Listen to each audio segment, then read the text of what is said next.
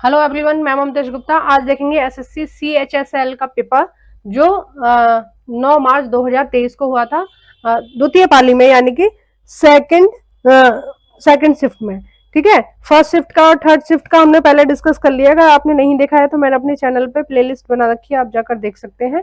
आइए शुरू करते हैं। क्वेश्चन नंबर 1, निम्नलिखित में से कौन सा भारतीय संविधान की 7वीं अनुसूची की संघ सूची के अंतर्गत आता है। देखिए, 7वीं अनुसूची में जो सूचियां दे रखी है, मैं एक बार आपको बता देती हूँ।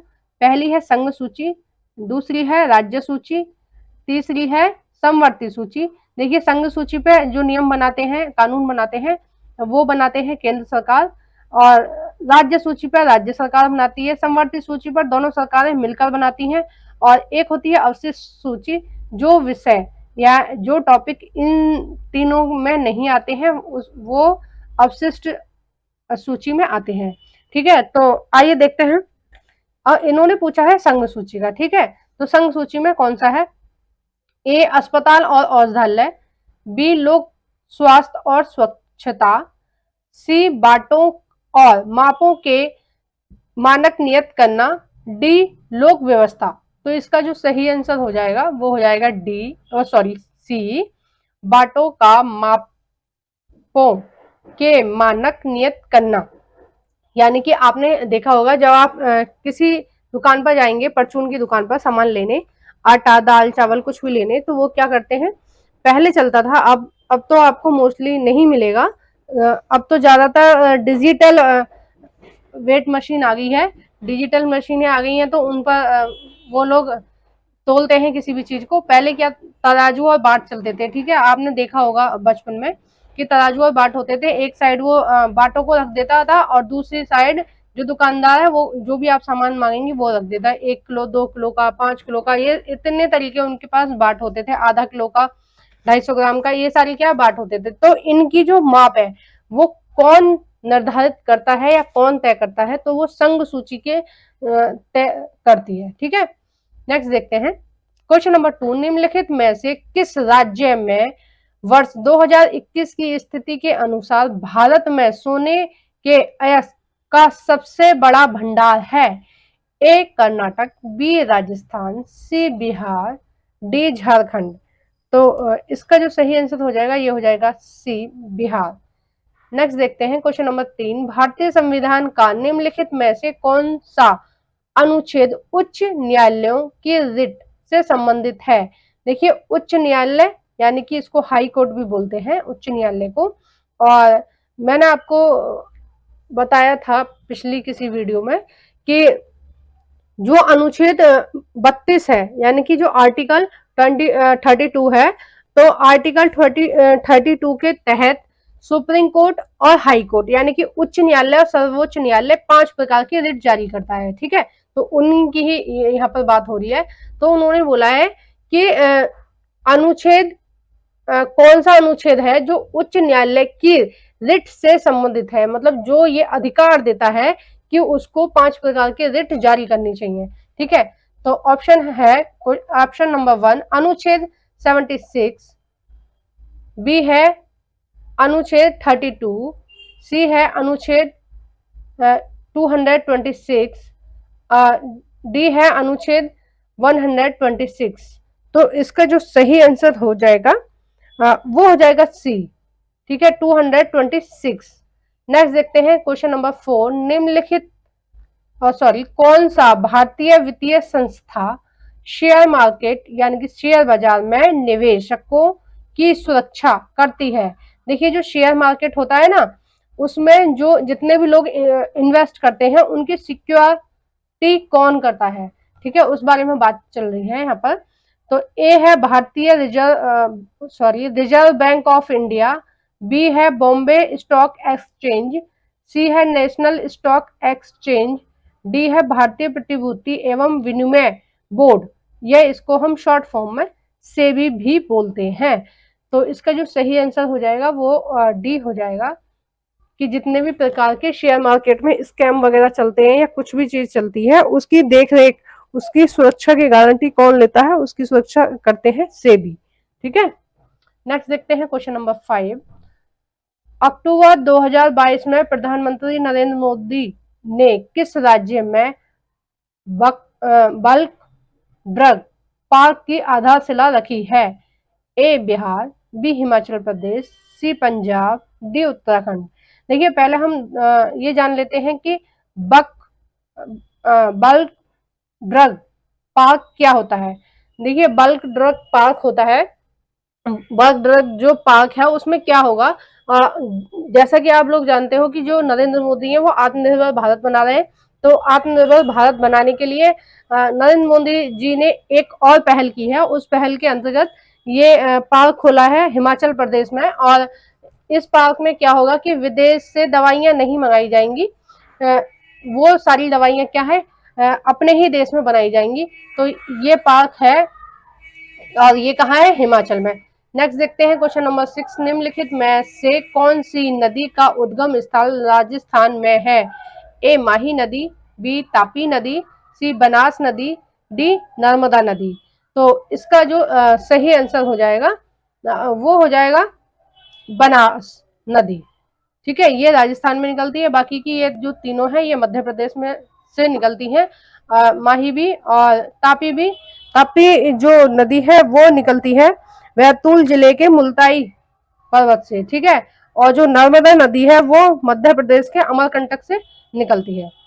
और ये माही और तापी नदी की जो दिशा है ये ज्यादातर एग्जाम में पूछी जाती है कि ये किस दिशा में प्रवाहित होती है। तो ये प्रवाहित होती है पूर्व से पश्चिम की ओर।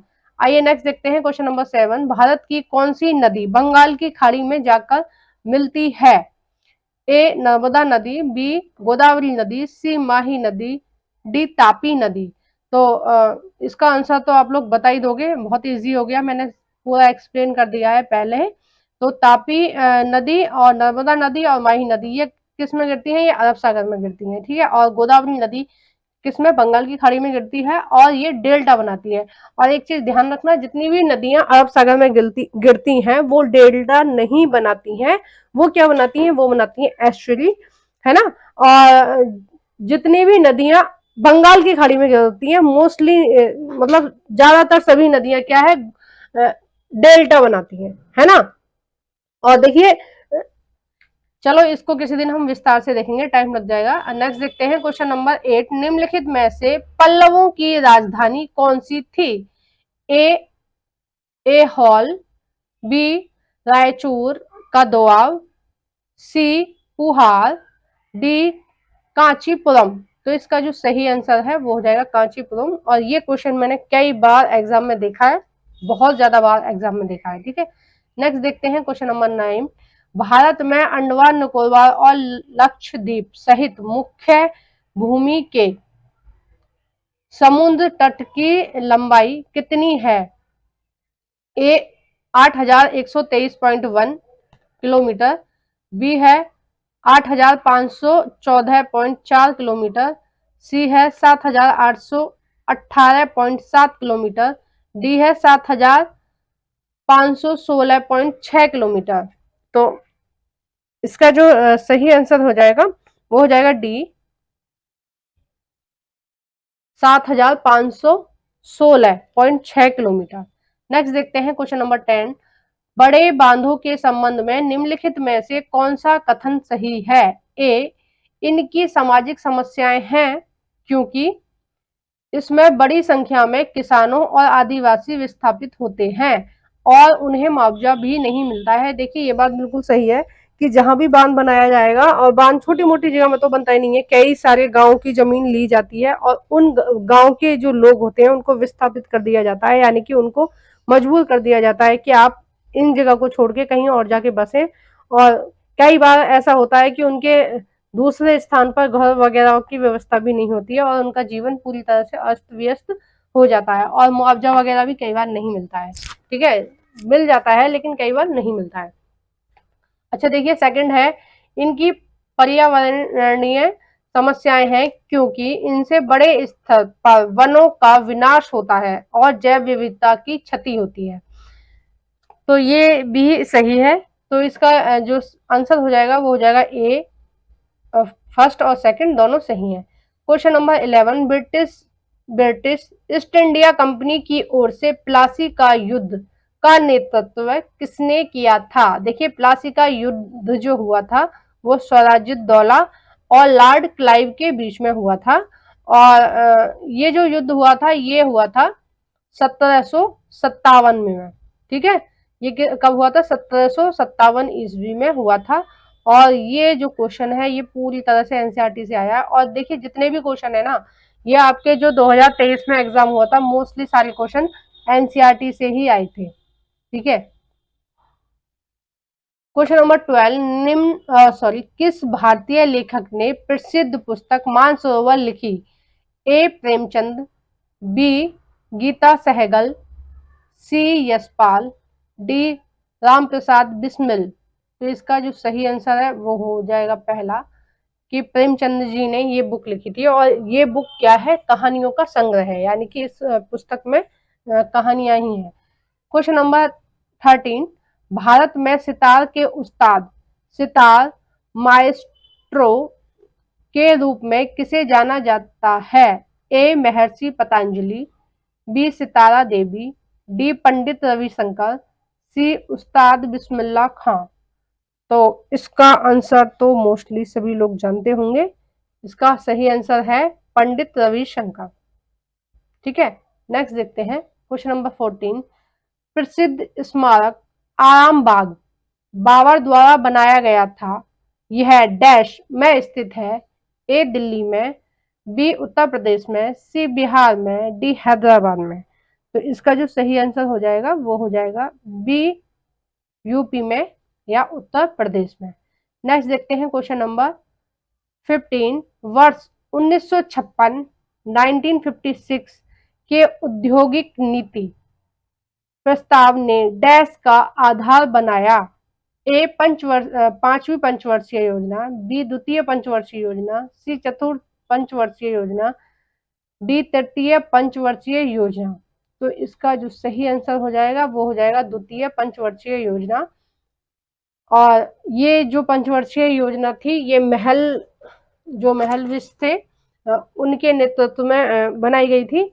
और इसमें उद्योग पर ज्यादा जोर दिया गया था। और पहली जो पंचवर्षीय योजना थी उसमें कृषि पे बहुत ज्यादा जोर दिया गया था। ये भी आपकी एनसीईआरटी से ही क्वेश्चन आया है। और ये मुझे याद नहीं आ रहा मैंने किस एनसीईआरटी में पढ़ा है, 6 या 7 की एनसीईआरटी में शायद मैंने ये पढ़ा है। ठीक है, नेक्स्ट देखते हैं क्वेश्चन नंबर 16, भारतीय परमाणु कार्यक्रम का जनक किसे माना जाता है? ए विक्रम साराभाई, बी होमी जे भाभा, सी सीवी रमन, डी वेंकटरमन राधाकृष्णन। तो इसका जो सही आंसर हो जाएगा अब वो हो जाएगा होमी जे भाभा। तो ये वीडियो यहीं पर समाप्त होती है। और आपको मेरी वीडियो कैसी लगी आप प्लीज कमेंट बॉक्स में बताइए। और आपके जो भी फ्रेंड्स CGL CHSL की तैयारी कर रहे हैं आप उनको ये वीडियो प्लीज शेयर कीजिए। और 2023 में जितने भी क्वेश्चन कराए हैं, जितने भी शिफ्टों में एग्जाम हुआ है, मैं सबका एक एक पार्ट बना के आपको वीडियो दूंगी। और लगभग 36-37 शिफ्टों में पेपर हुआ था, तो इतने ही आपको वीडियो देखने को मिलेंगी। और ये आने वाले जो भी एग्जाम है 2024 में जो एग्जाम होंगे SSC की तरफ से, उनमें इन क्वेश्चनों को आप देखेंगे। तो प्लीज मेरी वीडियो को अपने फ्रेंड्स के साथ शेयर करना। और आपको मेरी वीडियो कैसी लगती है आप कमेंट बॉक्स में बताना। और मेरी वीडियो को प्लीज लाइक भी करना। और अगर आप चैनल पर पहली बार विजिट कर रहे हैं तो प्लीज मेरे चैनल को सब्सक्राइब करना। Thank you for watching everyone.